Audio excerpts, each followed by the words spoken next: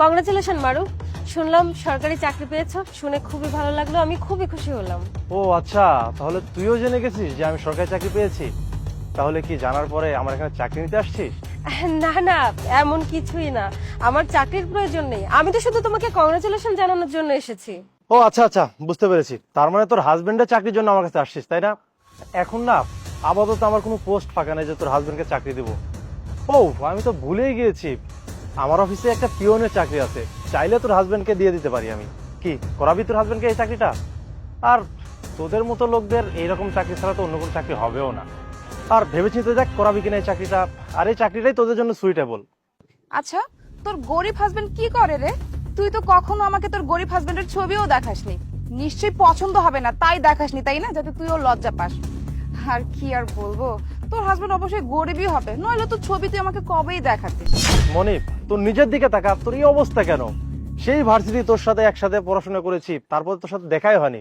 তখন তোর পেছনে অনেক ঘুরেছি, অনেক ভাও দিয়েছি, কিন্তু তুই না কখনো আমাকে দামই দিস নাই। কি ভেবেছিস এখনো তোকে ভাও দিব?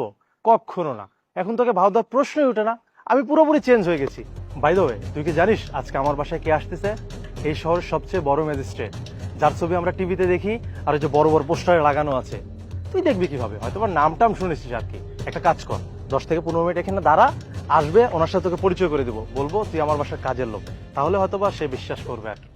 আচ্ছা ঠিক আছে, যেমন তোমাদের ভালো মনে হয়, আমি এখানেই দাঁড়িয়ে আছি। হ্যাঁ, মারুফ ঠিকই বলেছে, স্যারের তো আসতে 10 থেকে 15 মিনিট সময় লাগবে। তো আমরা আর কি করবো, এখানে তো দাঁড়িয়েই থাকতে হবে, কারণ তোকে যে আমি আমার বাড়িতে নিয়ে যাব সেই যোগ্যতাটাও তোর নেই। কারণ আমরা তো অনেক কোটিপতি, আর আমার হাজবেন্ড হচ্ছে কোটিপতির একজন ছেলে। তুই তো আগেও গরিব ছিলি, এখনো গরিবই আছিস। দাঁড়া, আমি একটা কাজ করি, আমার ফোনে আমার প্রপার্টিজের অনেক ছবি আছে, তোকে আমি দেখিয়ে দিই, তুই অনেক খুশি হবি। ওয়েট,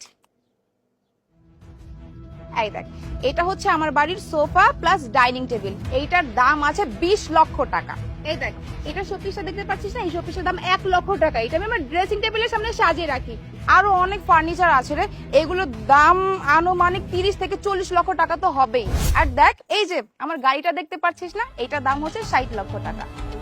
আর এই সামনের রোডে আমার বাড়ি, তোকে তো বাড়িতে নিয়ে যেতে পারবো না, তাই তুই এখান থেকে দূর থেকেই দেখে নিস, কেমন?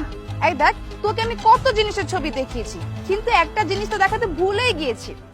এই যে আমার হাতের ওয়াচটা, এটা লাস্ট মান্থে আমার হাজবেন্ড আমাকে গিফট করেছে। আর এই ওয়াচের দাম কত জানিস? 6 লক্ষ টাকা। এত দামি ওয়াচ তো তুই জীবনে চোখেও দেখিসনি, আর হাতে পড়বি কোথা থেকে? এত দামি জিনিস কি কখনো তুই পেয়েছিস নাকি? জানিস, তোকে দেখে না আমার মাঝে মাঝে খুব আফসোস হয়। তুই কলেজ লাইফেও গরিব ছিলি, তুই এখনো গরিবই আছিস। তুই যদি আমার মতো একটা বড়